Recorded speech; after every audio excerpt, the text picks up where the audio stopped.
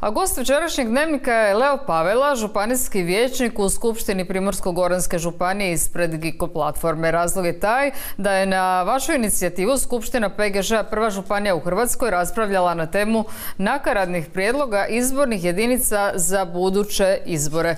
Želim vam dobro večer, dobrodošli. Sandra, srđan pozdrav, evo dobro te našli. Govorimo o Uskrsu, govorimo o uskrsnuću, tako se nadamo da će kod nas konačno i demokracija uskrsnuti i da ćemo dobiti pravilan i dobar zakon o novim izbornim jedinicama i naravno jednako tako i o samom izboru. Naravno da smo uoči Uskrsa, ali ima i drugih tema koje ne smiju stati. Vaša je županija prva razgovarala o novom zakonu o podjeli. Dakle, evo, mi na ovom našem zidu imamo kartu kako sada izgledaju jedinice. Sad ćemo vidjeti prikaz i kako bi one trebale izgledati prema prijedlogu koji se nazire. Dakle, molim samo da pokažemo cjelokupnu podjelu. Dakle, prema institutu Ivo Pilar ovako bi otprilike trebala izgledati podjela. Što kažete na to kako to sad se skupa ovaj prijedlog donosi? Rekli ste da je nakaradan zapravo nacrt ovakav kakav je. Evo, mislim, ja bih prije nešto još malo rekao samo o toj 7. izbornoj jedinici koja je bila prije do sada, znači do 1. listopada kako vrijedi sada izborni zakon.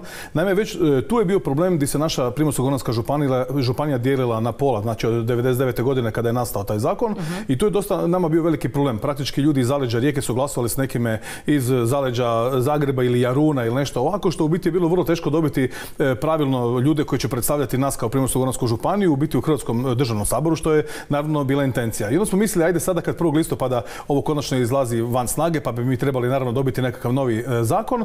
Tada smo se svi nekako radovali kada je mladi ministar pravosuđa i javne uprave rekao da ćemo mi svi zajedno na razini više stranačja, to će biti jedan pravi tim koji će o tome razmatrati. Mi smo se isto nadali da će to stvarno tako biti. Međutim, u emisiji od 7. veljače, u emisiji HRT-a u Otvorenome, on je tu praktički već rekao da je on najbliži u biti prijedlogu instituta Ivo Pilar od gospodina doktora Pokosa, koji je napravio upravo ovakvu podjelu. Pogledajte vi, 7. izborna jedinica naša to liči. Znači, tek sad je još više podijeljena Primorsko-goranska županija, gdje vi sad imate slučaj da jedan Krk, jedan Rab, onda tu vam je Novi Vinodolski, zatim od Bakra pa skroz evo do dolje. Ti svi ljudi, znači, neće moći glasovati zajedno sa nama iz Rijeke. Znači, vi da ste sad iz Gorskog kotara, vi ne možete glasovati za nas iz Rijeke, ja iz Rijeke ne mogu glasovati za vas iz Gorskog kotara.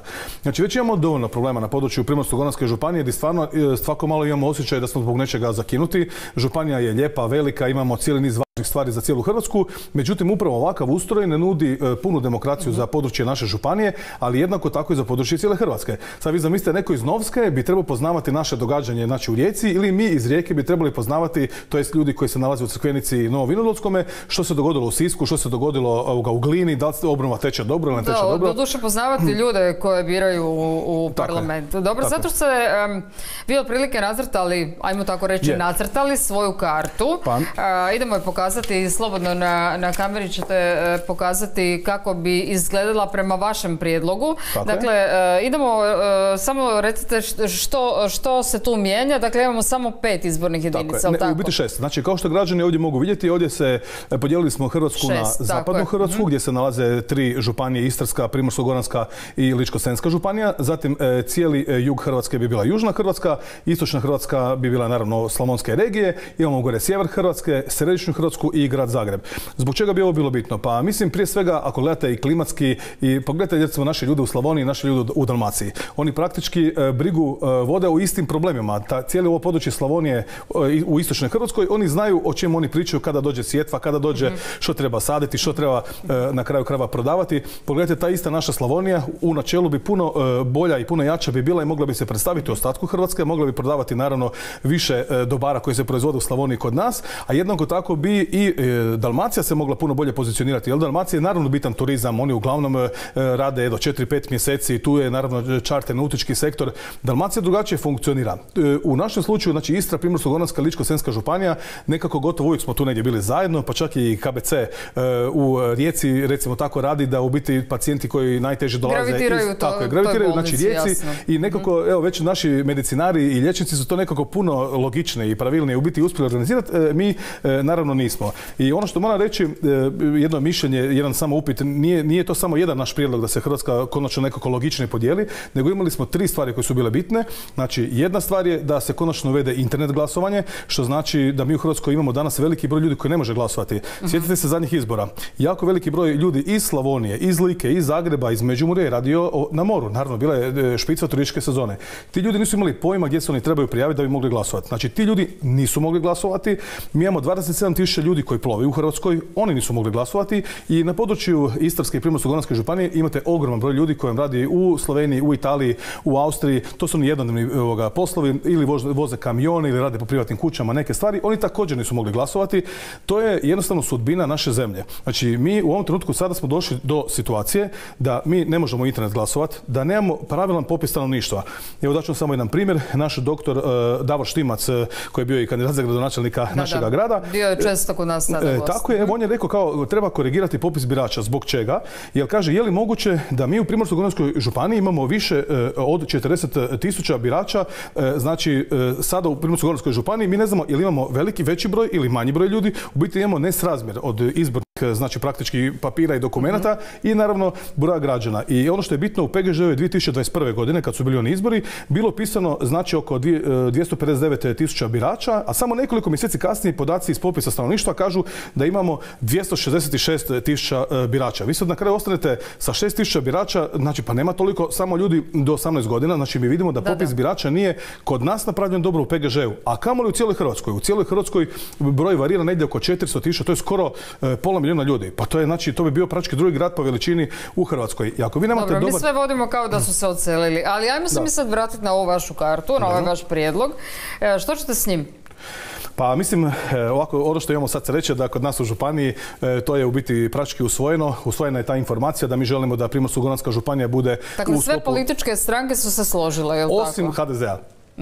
I što nama bilo naravno čudno, s obzirom da mi poznamo jako puno HDZ-ovaca i ovako van nekakve, ovako u normalnoj nekakvoj diskusiji i većina naših prijatelja iz HDZ-a želi da PGŽ bude u jednoj izbornoj jedinici, jer naravno tako je svima lakše. Međutim, ovdje sad imamo osjećaj da svi čekamo tu nekakvu veliku politiku i taj nekakav odbor koji bi trebao donesti odluku o naravno tim izborima. Međutim, u tom odboru sjedi 4 ljudi. I to je nama bio najveći problem. To je znači gospodin Šeks koji praktički je i radio onaj zakon 99. godine po kojem glasujemo dan danas.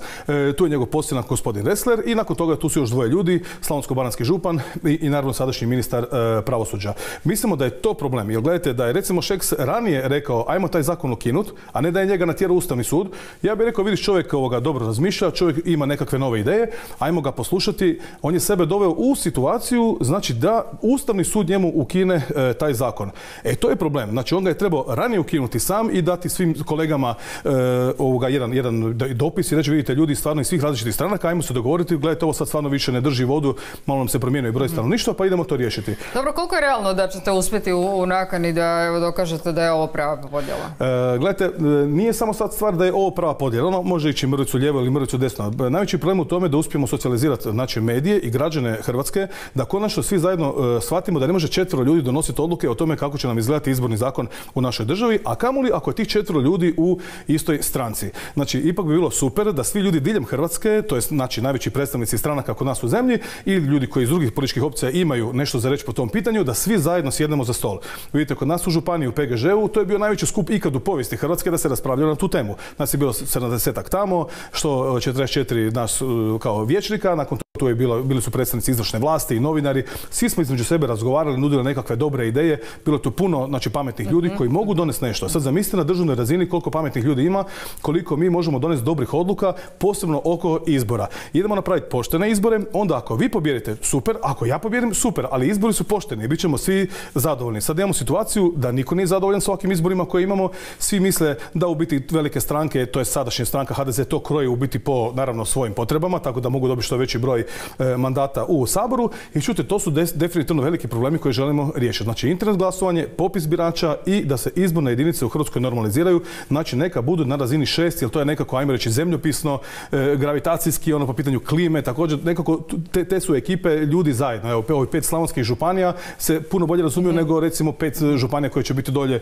u Dalmaciji. Dobro, evo ja ću vam samo još poželjeti sreću da uspijete u toj socijalizaciji, medijsku potporu ćete sigurno imati to bez daljnjeg. Od svoje županije ste krenuli, evo sad ste tu kod nas.